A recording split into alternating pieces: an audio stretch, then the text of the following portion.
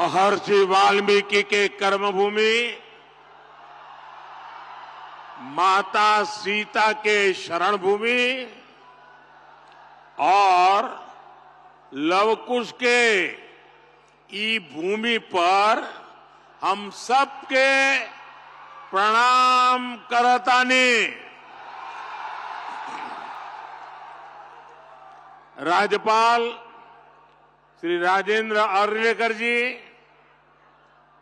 मंत्रिमंडल में मेरे सहयोगी नित्यानंद राय जी, उप मुख्यमंत्री विजय कुमार सिन्हा जी, सम्राट चौधरी जी, राज्य सरकार में मंत्री वरिष्ठ नेता विजय कुमार चौधरी जी, संतोष कुमार सुमन जी, सांसद संजय जायसवाल जी, राधा मोहन जी, सुनील कुमार जी, रमा देवी जी, सतीश चंद्र दुबे जी, अन्य सभी वरिष्ठ महानुभाव और बिहार के मेरे प्यारे भाइयों और बहनों, ये वो भूमि है जिसने भारत की आजादी की लड़ाई में नए प्राण फूंके, नई चेतना का संचार किया। इसी धरती ने मोहनदास जी को महात्मा गांधी बना दिया। विकसित बिहार से विकसित भारत, इस संकल्प लेने के लिए बेतिया से बेहतर, चंपारण से बेहतर और कोई स्थान हो सकता है क्या बोला? और आज यहां इतनी बड़ी संख्या में आप सभी, हम एनडीए के सभी साथियों को आशीर्वाद देने के लिए आए।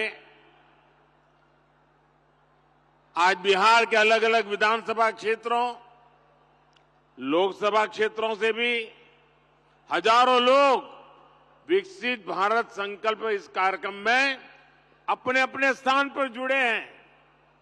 मैं बिहार के सभी लोगों का अभिनंदन करता हूं। मैं आप सबसे क्षमा भी मांगता हूं क्योंकि मुझे आने में जरा ज्यादा विलंब हो गया। मैं बंगाल में था और इन दिनों बंगाल का उत्साह भी कुछ और ही है। वहां 12 किलोमीटर का रोड शो था, तो बड़ी मुश्किल से मैं समय कम करने की कोशिश तो कर रहा था, लेकिन इसके कारण लेट पहुंचा। आपको जो कठिनाई हुई, इसके लिए मैं आप सबकी क्षमा मांगता हूं। साथियों, बिहार वो धरती है जिसने सदियों तक देश का नेतृत्व किया है। बिहार वो धरती है जिसने एक से बढ़कर एक प्रतिभावान व्यक्तित्व मां भारती को दिए हैं। और ये सच्चाई है, जब जब बिहार समृद्ध रहा है, तब भारत समृद्ध रहा है। इसलिए विकसित भारत के लिए बिहार का विकसित होना उतना ही जरूरी है। मुझे खुशी है कि बिहार में विकास का डबल इंजन लगने के बाद विकसित बिहार से जुड़े कार्यों में और तेजी आ गई है। आज भी करीब 13,000 करोड़ रुपए की योजनाओं का उपहार बिहार को मिला है। इसमें rail, road, ethanol plant, city gas supply, LPG gas, ऐसी अनेक अहम परियोजनाएं शामिल है। विकसित बिहार के लिए हम यही तेजी पकड़नी है, इसी तेजी को बनाए रखना है।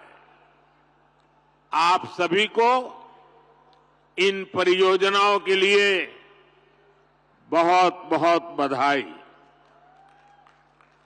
साथियों, आजादी के बाद के दशकों में बिहार की एक बहुत बड़ी चुनौती रही है यहां से युवाओं का पलायन। जब बिहार में जंगल राज आया तो ये पलायन और ज्यादा बढ़ गया। जंगल राज लाने वाले लोगों ने सिर्फ और सिर्फ अपने परिवार की चिंता की, बिहार के लाखों बच्चों का भविष्य दांव पर लगा दिया। बिहार के मेरे नौजवान साथी दूसरे राज्यों के दूसरे शहरों में रोजी रोटी के लिए जाते रहे और यहां एक ही परिवार फलता फूलता रहा। किस तरह एक एक नौकरी के बदले जमीनों पर कब्जा किया गया। क्या कोई भी व्यक्ति सामान्य मानवी को इस प्रकार से लूटने वालों को माफ कर सकता है क्या? माफ कर सकता है क्या? क्या ऐसे लोगों को माफ कर सकते हैं क्या? बिहार में जंगल राज लाने वाला परिवार बिहार के युवाओं का सबसे बड़ा गुनहगार है। जंगल राज के जिम्मेदार परिवार ने बिहार के लाखों नौजवानों से उनका भाग्य छीन लिया। ये एनडीए सरकार है जो इस जंगल राज से बिहार को बचाकर इतना आगे लाई है। साथियों, एनडीए की डबल इंजन सरकार का प्रयास है कि बिहार के युवा को यहीं बिहार में नौकरी मिले, यहीं बिहार में रोजगार मिले। आज जिन हजारों करोड़ रुपयों की परियोजनाओं का लोकार्पण और शिलान्यास हुआ है, उसके मूल में भी यही भावना है।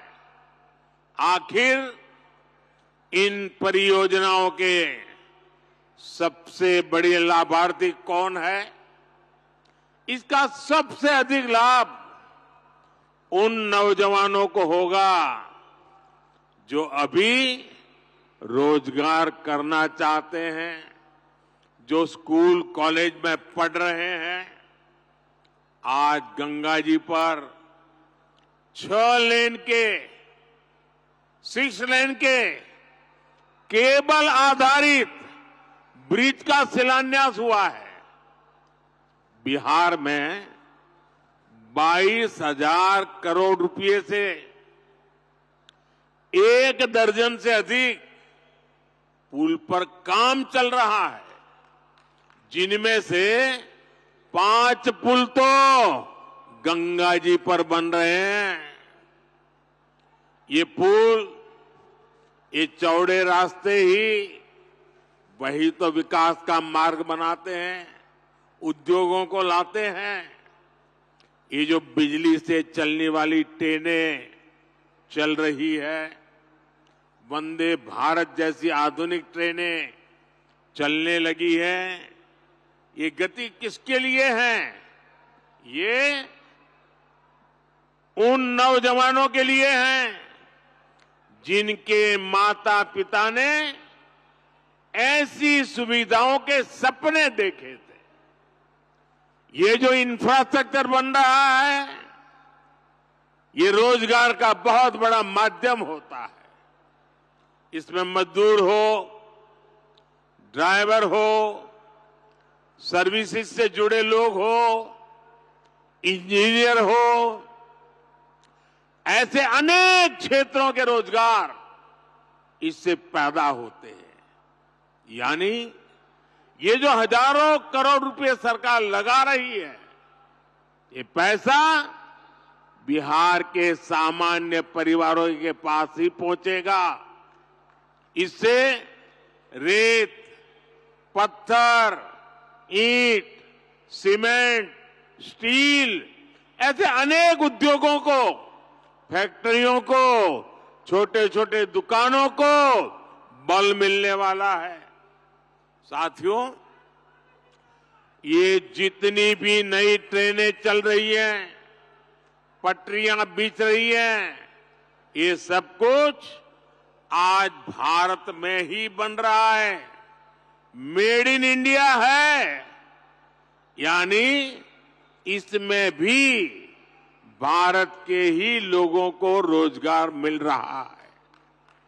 बिहार में भी रेल इंजन बनाने वाली आधुनिक फैक्ट्रियां एनडीए सरकार ने बनाई है। आज पूरी दुनिया में डिजिटल इंडिया की बहुत बड़ी चर्चा है। और मैं आपको एक बात और बोलूं, आज कई विकसित देशों में भी ऐसी डिजिटल व्यवस्था नहीं है जो बेतिया में, चंपारण में उपलब्ध है। विदेशी नेता जब मुझसे मिलते हैं तो पूछते हैं कि मोदी जी, आपने ये सब इतनी जल्दी कैसे किया? तब मैं उन्हें कहता हूं कि ये मोदी ने नहीं, ये भारत के नौजवानों ने किया है। मोदी ने तो भारत के हर युवा को उनके हर कदम पर साथ देने की गारंटी दी है। और विकसित बिहार के लिए आज यही गारंटी मैं बिहार के युवा को भी दे रहा हूं। और रउआ जानते बानी, मोदी के गारंटी मने गारंटी पूरा होके के गारंटी। साथियों, एक तरफ नया भारत बन रहा है, वहीं दूसरी तरफ आरजेडी, कांग्रेस और इनका इंडी गठबंधन अभी भी 20वीं सदी की दुनिया में जी रहा है। एनडीए की सरकार कह रही है कि हम हर घर को सूर्य घर बनाना चाहते हैं। हम चाहते हैं कि हर घर की छत पर सोलर प्लांट हो, उससे वो घर भी कमाएं और उसे बिजली भी मुफ्त मिले। लेकिन इंडी गठबंधन अभी भी लालटेन की लौ के ही भरोसे जी रही है। जब तक बिहार में लालटेन का राज रहा, तब तक सिर्फ एक ही परिवार की गरीबी मिटी, एक ही परिवार समृद्ध हुआ। साथियों, आज जब मोदी ये सच्चाई बताता है तो ये मोदी को गाली देते हैं। भ्रष्टाचारियों से भरे इंडी गठबंधन का सबसे बड़ा मुद्दा है मोदी का परिवार नहीं है। ये लोग कहते हैं कि इंडी गठबंधन के परिवारवादी नेताओं को लूटने का लाइसेंस मिलना चाहिए। क्या लूटने का लाइसेंस मिलना चाहिए? क्या मिलना चाहिए? क्या आज भारत रत्न कर्पूरी ठाकुर जी अगर होते तो ये उनसे भी यही सवाल पूछते जो मोदी से पूछ रहे हैं। परिवारवाद और भ्रष्टाचार के कट्टर समर्थक ये आज पूज्य बापू जेपी लोहिया बाबा साहब आम्बेडकर को भी कटघरे में खड़ा करते। इन्होंने भी तो अपने परिवार को बढ़ावा नहीं दिया, बल्कि देश के हर परिवार के लिए जीवन खपा दिया। साथियों, आपके सामने वो व्यक्ति है जिसने बहुत छोटी आयु में घर छोड़ दिया था। बिहार का कोई भी व्यक्ति किसी भी राज्य में रहे, लेकिन छठ पूजा पर, दिवाली पर घर जरूर लौटता है।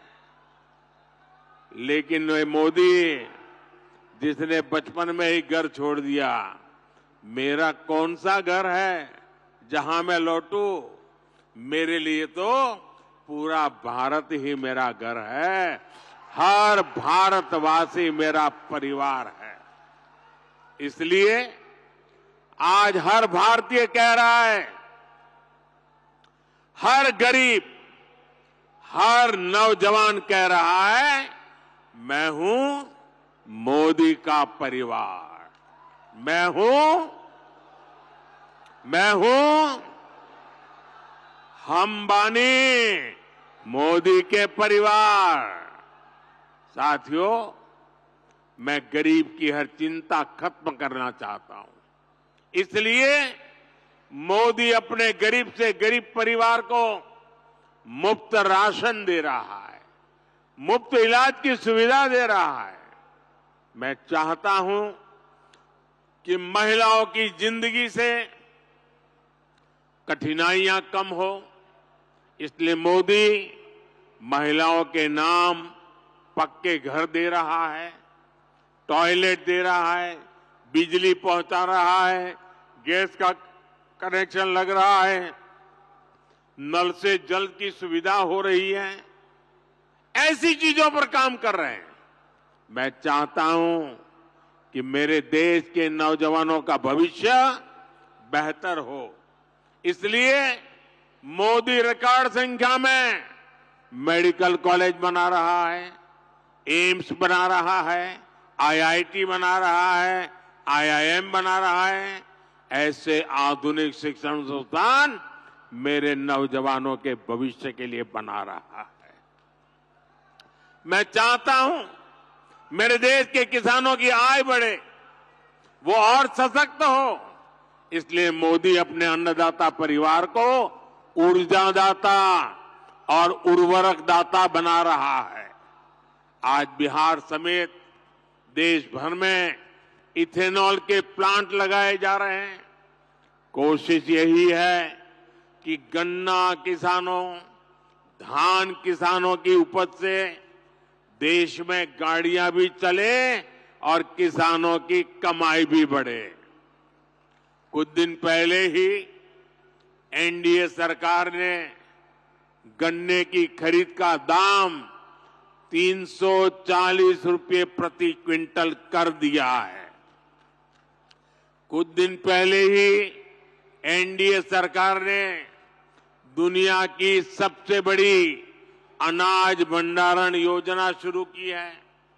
इसके तहत देश में, बिहार में हजारों गोदाम बनाए जाएंगे। बिहार के मेरे छोटे छोटे किसान परिवारों का जीवन आसान हो, इसके लिए पीएम किसान सम्मान निधि के तहत भी उन्हें हजारों करोड़ रुपए की मदद दी गई है। यहां बेतिया के ही किसानों को करीब करीब 800 करोड़ रुपए पीएम किसान सम्मान निधि के मिले हैं।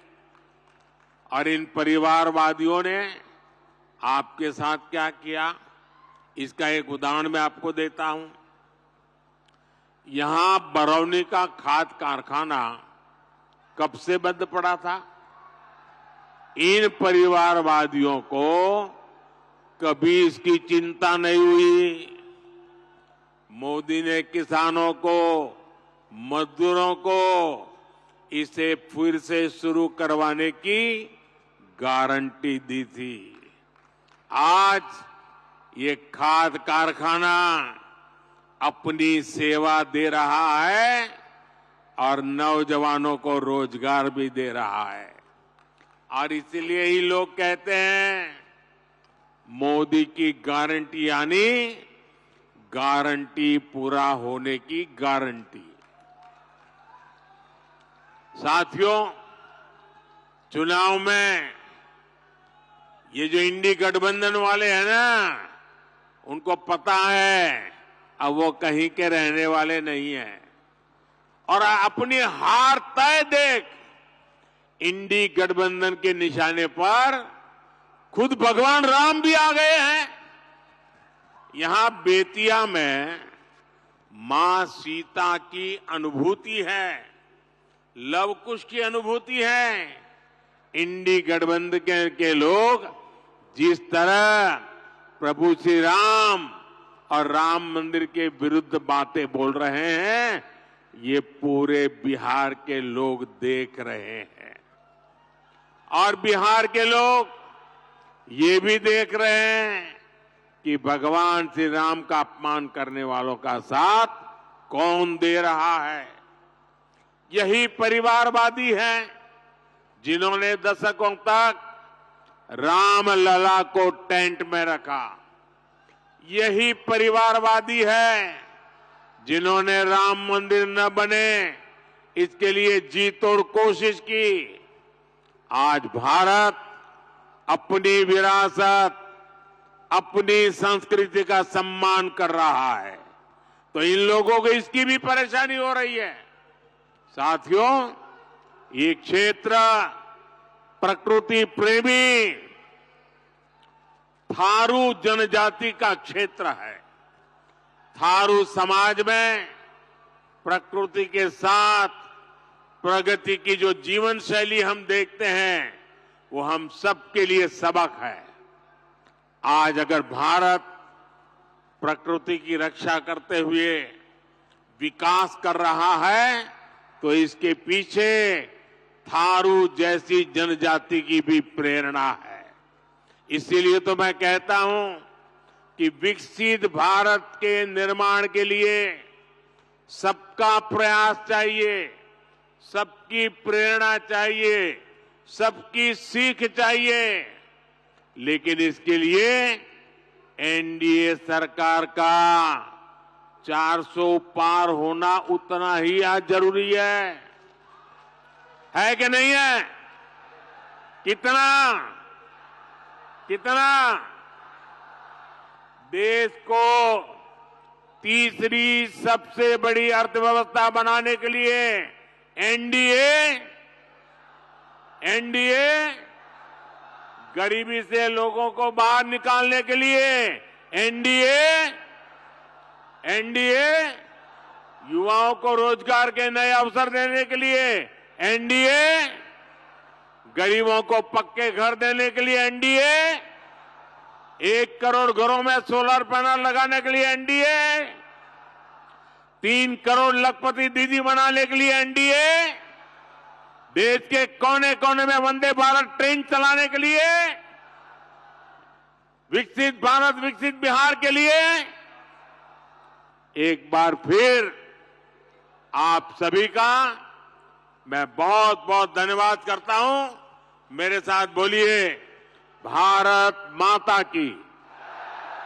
दोनों हाथ ऊपर करके पूरी ताकत से बोलिए, भारत माता की, भारत माता की, भारत माता की। बहुत बहुत धन्यवाद।